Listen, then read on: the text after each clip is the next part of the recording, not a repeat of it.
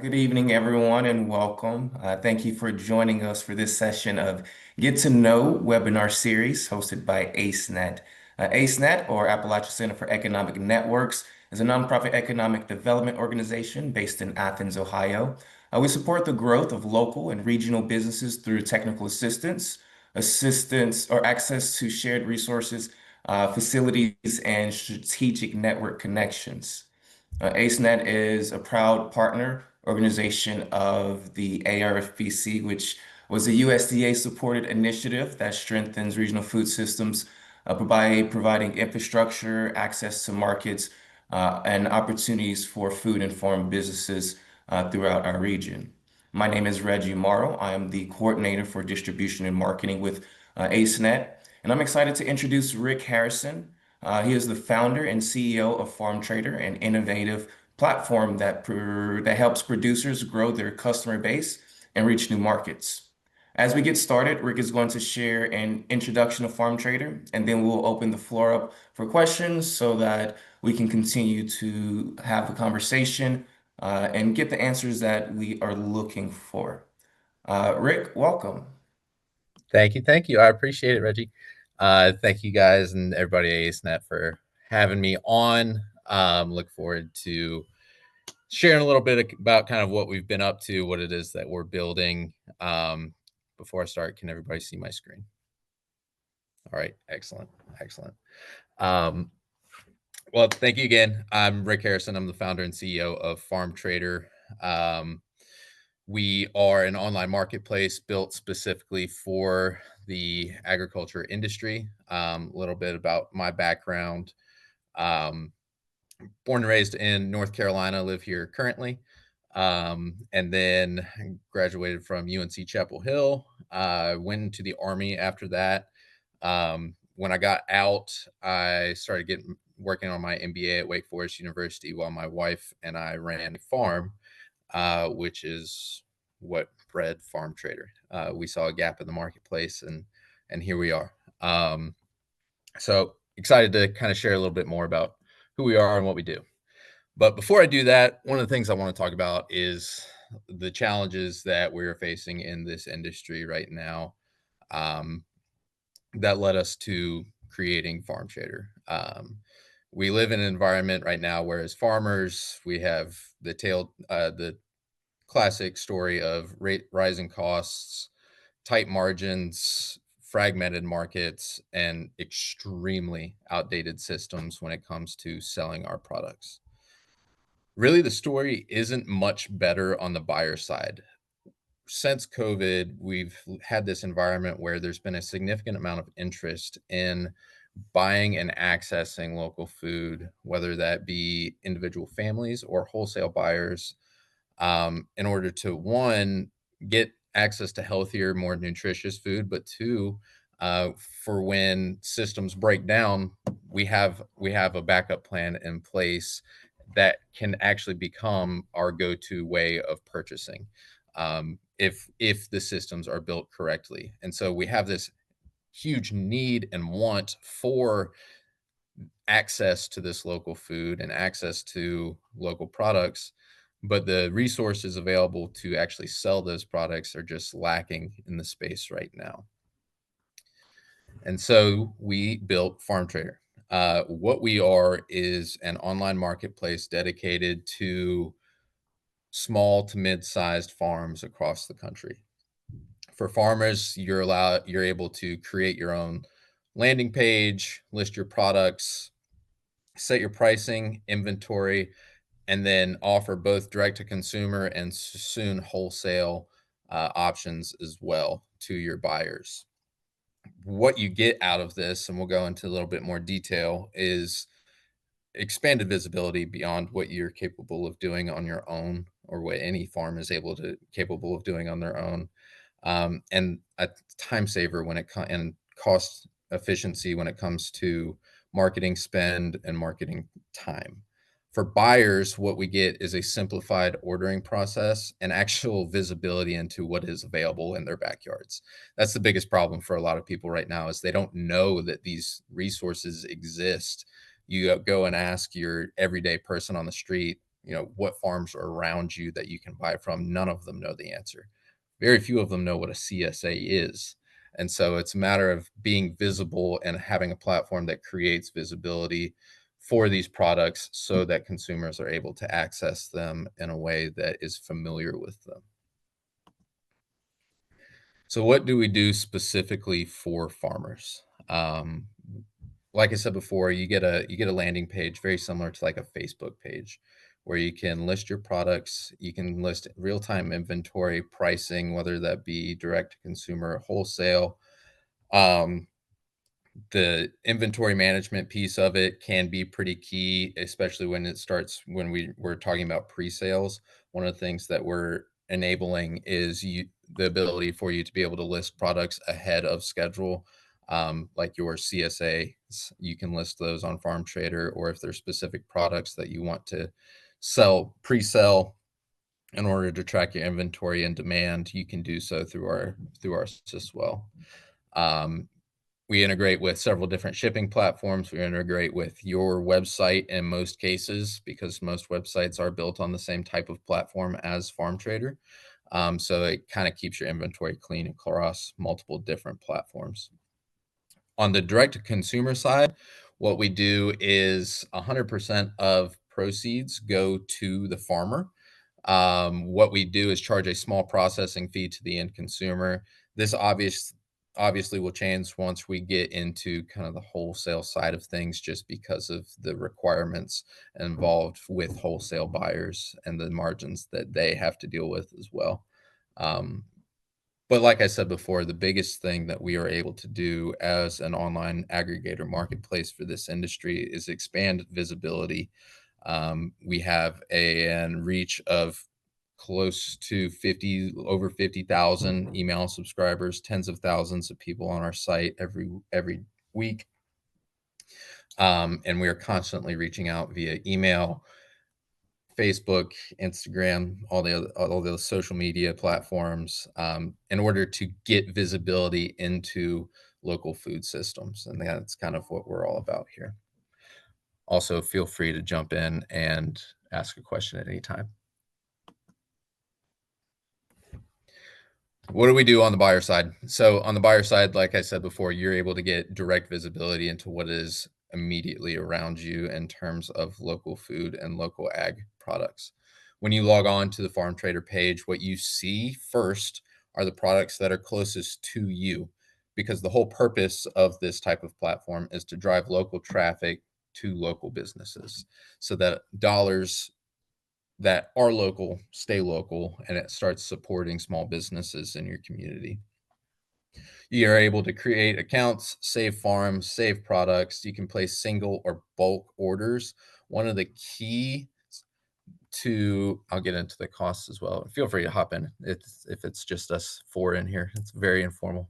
No worries at all. Uh, but the in terms of purchasing from a farm, one of the things that you're able to do is make purchases from multiple different farms and check out in one checkout. That has been a big thing for us to try to accomplish, where we're able to kind of function in a very similar way to you would think of an Etsy or an Amazon, where we're whole purpose of what we're doing is streamlining the purchase process for buyers so that it becomes an viable, efficient option for them down the road. And so really what you're able to see is the visibility into what is happening in your area. You're also able to reach out, and if you would like to, none of the farms in your area have what it is that you're looking for. We are a national brand. You can support farms anywhere. And if there's a product that is not on the site at all, one of the things that you're able to do is do a product request, and a message gets sent out to all of our farmers. And if anybody has it, they will get in touch with you. That happens multiple times a week. I did see your question. I'm going to cover that, I promise. Um, Sounds good. If I don't write it while I'm thinking about it, I'll forget. So I no apologize. worries. No worries. So how do we actually market products? So if you're a farmer, The way that it works is as soon as you create an account with us, we take your account and optimize it for search engine optimization, so that you are more likely to show up in searches in your area. As soon as products are listed, one of the things that we do is we grab those products and we put them into our Google Ads campaigns as well as our Facebook ads campaigns. And we focus on areas within 100 miles of where your farm is located. The reason that we do that is because the people who are most likely to buy from you are the ones that are closest to you. Because, if in reality, in most cases, what we are growing and making are commodities by and large. There's not going to be a whole lot of difference between a tomato grown in North Carolina and one grown in Ohio. And so what people care about is where that tomato came from. And so those are the ones that we push first. And so when people start searching for food around them with our Google ads and with our Facebook ads, we are much more likely to start showing up as a viable option. Like I said before, we have over 50,000 email subscribers, where we blast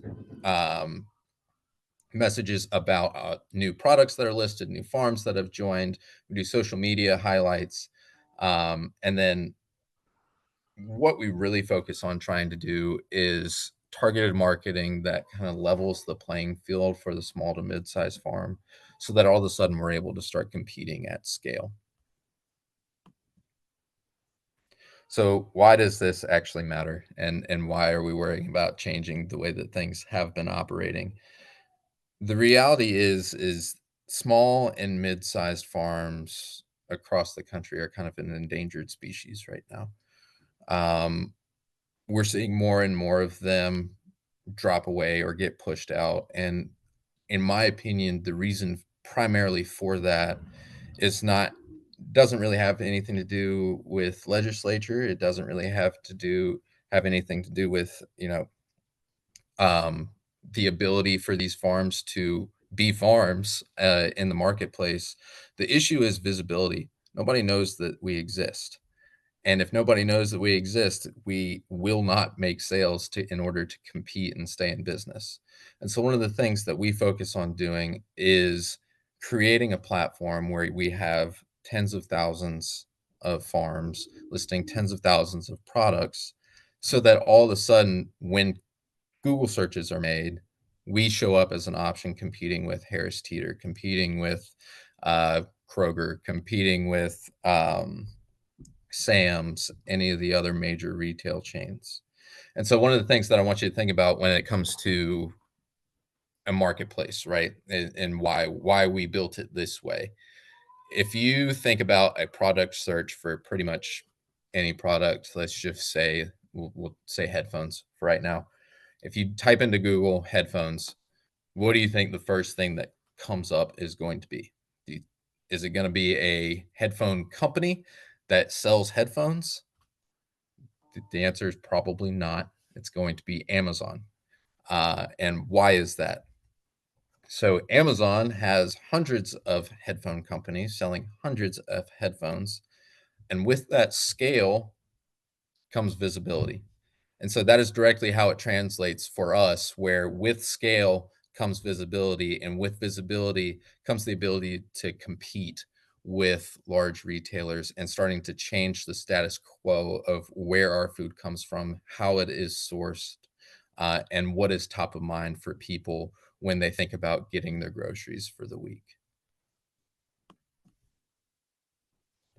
One of the biggest things that we have done as a company is focus strategically on partnerships with organizations who have been in the space for quite a long time.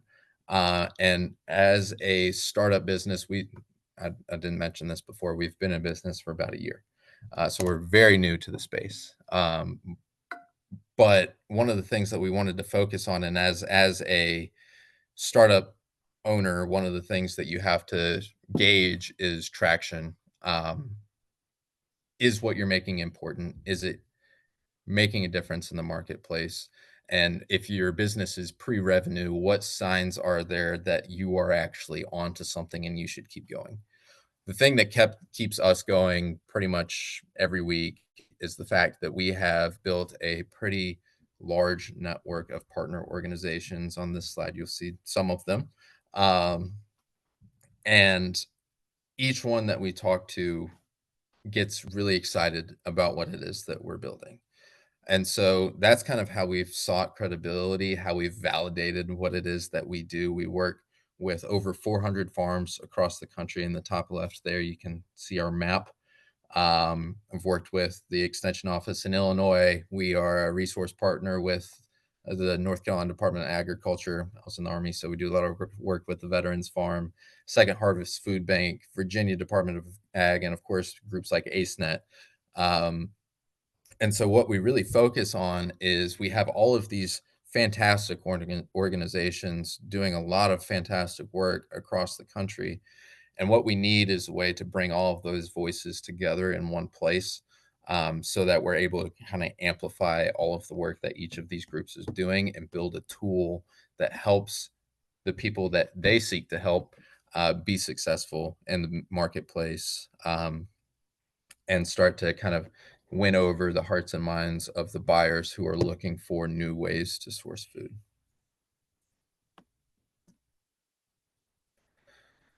So all this sounds cool, but does it actually work? One of the neatest things that we've heard in the past month or so, one of our most successful farms is Grow Your Own Food Nursery based out of Modesto, California. Within a year, they've been with us since the start, and they sell on pretty much every single platform. And within a year, we went from being, a brand new platform that they barely got any sales through, to being their second highest performing online sales channel, right behind Amazon. And so with that, we kind of are starting to see through this scale that we are able to start making a difference, that people are interested in finding new ways to source products, to source their food. That 50,000 email subscribers within a year alone really speaks volumes to the amount of interest that we were able to conjure up. Having 400 vendors on our site makes us one of the largest in the space in terms of where farms are listing products, or where farms are even listed for that matter.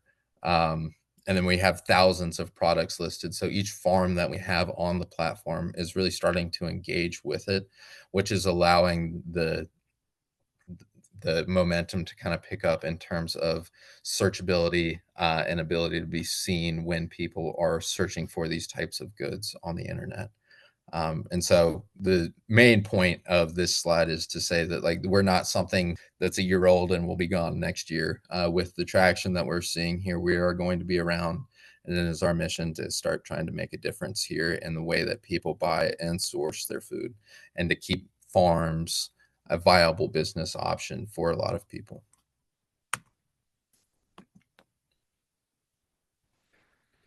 So if you are a farmer or a buyer, how do you get started with us?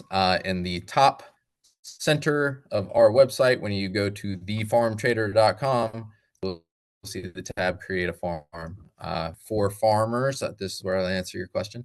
For as long as you sign up before the end of the year, you get your first year free. So today is August 20th. It would be free until August 20th of 2026.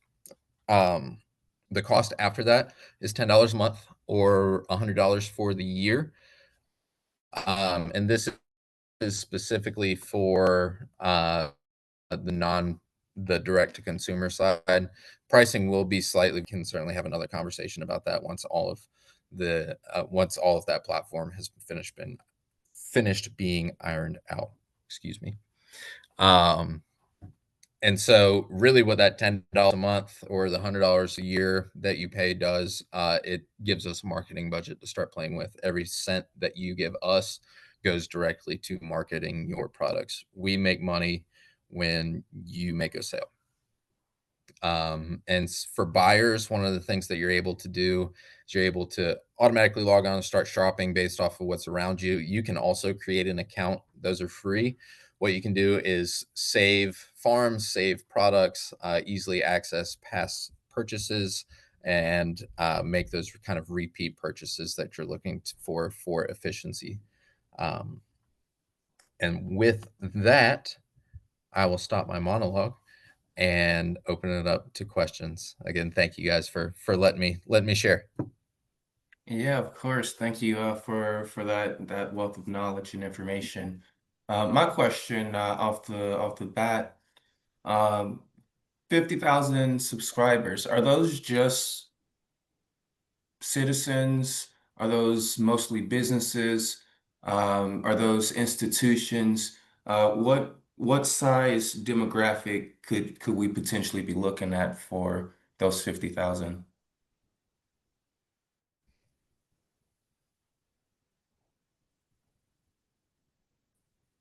Yeah, so it's a very healthy mix actually between individual consumers, um, institution type organizations, and then businesses, whether that be farms, restaurants, food hubs, things like that. And so what we have wound up creating is a very broad subset of the ag space.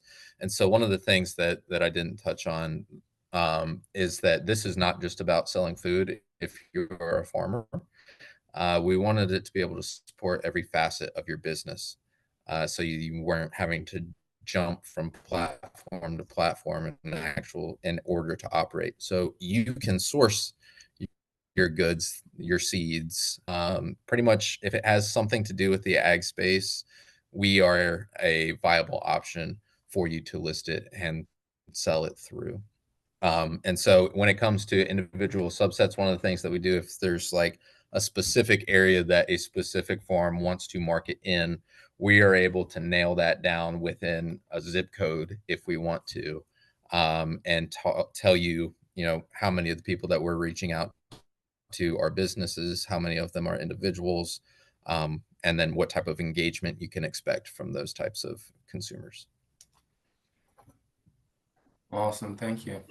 Um, Another question, as far as when, let's say you do get a buyer that may not be close to your zip code, but you have a product that they really want.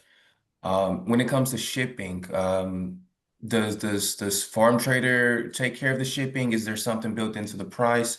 How can producers figure out how to be able to ship their product?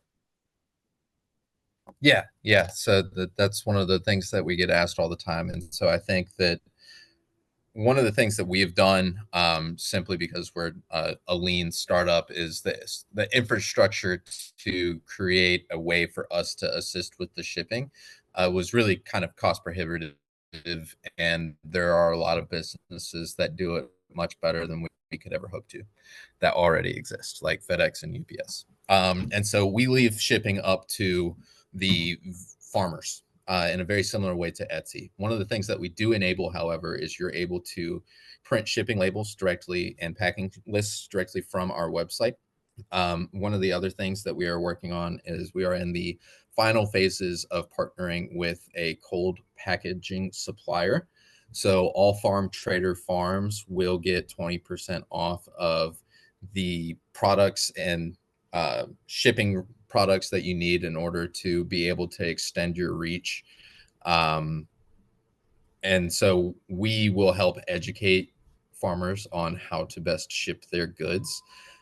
If goods are not able to be shipped, they are for pickup only or local delivery, you are able to disable the shipping option on from individual product level, so that those products are only showing up to people who are within a reasonable distance.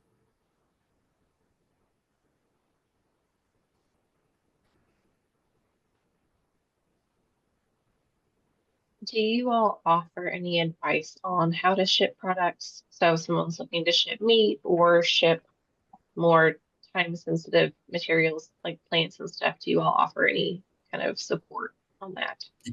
Yes, absolutely. Yeah. So the supplier that we're working with, they actually have a wealth of informational videos about how to do exactly that. And so once we have this partnership nailed down, all of their videos will be uploaded to our site. And then, of course, as always, you can reach out to us individually. And if we don't know the answer ourselves, our partner absolutely will. And so we'll be able to get those questions answered for you. All right, thank you. I was wondering if you could share a little bit more about any tech support or onboarding support that folks are provided from Farm Trader if they want to get started. Yeah, absolutely. So we've tried to make the platform as straightforward as possible to get started with and to create an account. With that, there are always questions about the best way to list your products, what types of pictures should be used, things like that. And so we are always there for one-on-one consultations. You just need to reach out to the email that you will be given when you create an account. It's the info@farmtrader.com email. And we will schedule a meeting with you to kind of go through your business, go through your Farm Trader account, and make sure all of your products are listed correctly. If you do have another website with products on there already, we will walk you through the steps to get those products uploaded to Farm Trader, and kind of how to sync them together if that is something that is a possibility based off of your website. So yeah, we're always open to helping people. I think one of the things that I would like to see more of is more questions asked, because you only get as much out of a platform like this as you put into it. If you don't upload your pictures, I can guarantee you won't get a sale. If you don't upload products, I can guarantee you won't get a sale. And this seems pretty straightforward, but if you go through the website, you will see products without pictures and you will see products without prices, and those don't get bought.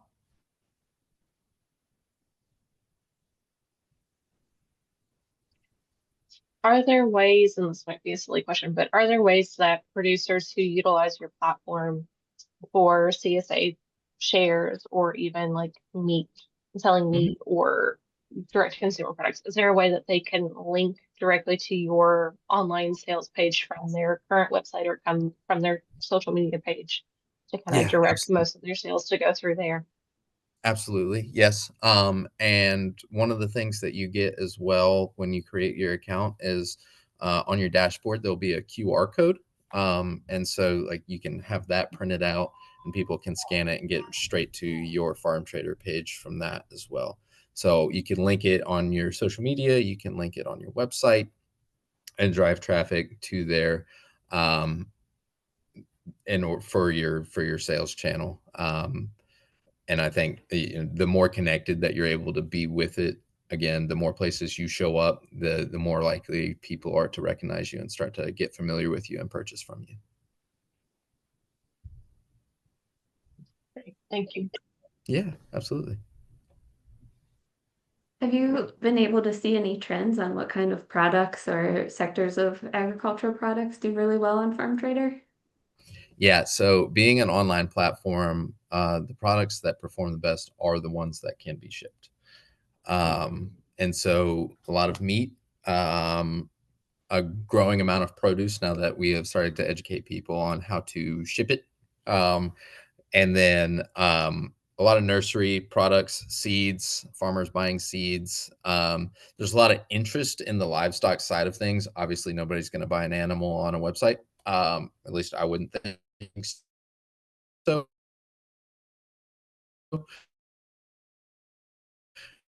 But it's a great way for you to get interest. But in terms of like, it has a much higher likelihood of being bought.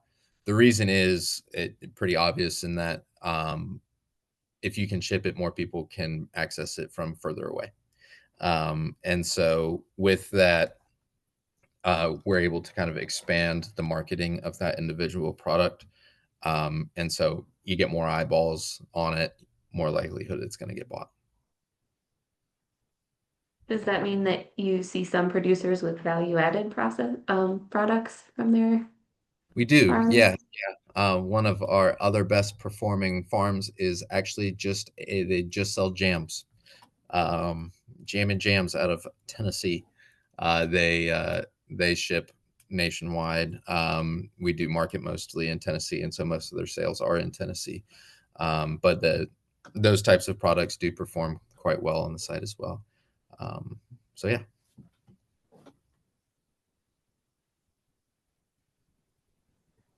You don't have to go too far into to details, and people can learn more if they join the platform.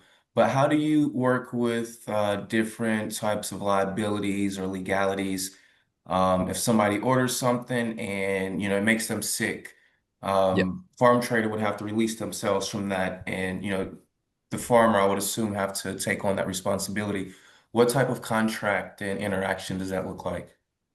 Yeah, so in our terms and conditions, when you sign up, we say that this is both consumer facing and farm facing. So if somebody's buying it, they see this. If you're selling it, you see this. This is a direct purchase from the farm, and it is treated as such in a legality standpoint. And so any infractions on what we say in our terms and conditions in terms of like listing only goods that are viable products. We do monitor the products that are listed very heavily, and people who buy them have the ability to review and flag them as well. And so we do a pretty in-depth quality control of the purchases that are made. We do a lot of follow-up with the consumers, making sure that they're happy with the purchases. And we reserve the right to remove any farm from the platform at any time for any reason, uh, if there are violations to what we see as the standards of the platform. Because any infraction on or any issue with an individual product to an individual consumer that leaves a bad review doesn't just harm your farm, it harms everybody on the platform. And so we take that very seriously. And so while we do not mandate that there are specific, like you don't have to be certified in a specific way in order to sell on Farm Trader, if you violate any sort of our terms and conditions, which that can be linked and read through. But if those are violated, we do reserve the right to remove you from the platform so that we're able to uphold the community standards of our groups.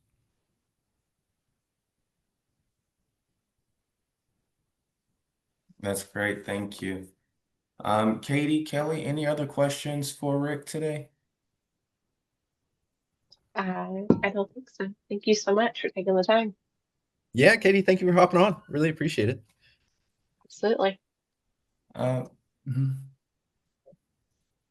Yeah, I guess I've appreciated having an opportunity in the past to hear you kind of talk about how Farm Trader can work with existing farmers markets and really bring that visibility to what local food is currently doing. I guess, is there anything that you would want to share to kind of help us understand what direction Farm Trader wants to move in that sort of resource for folks?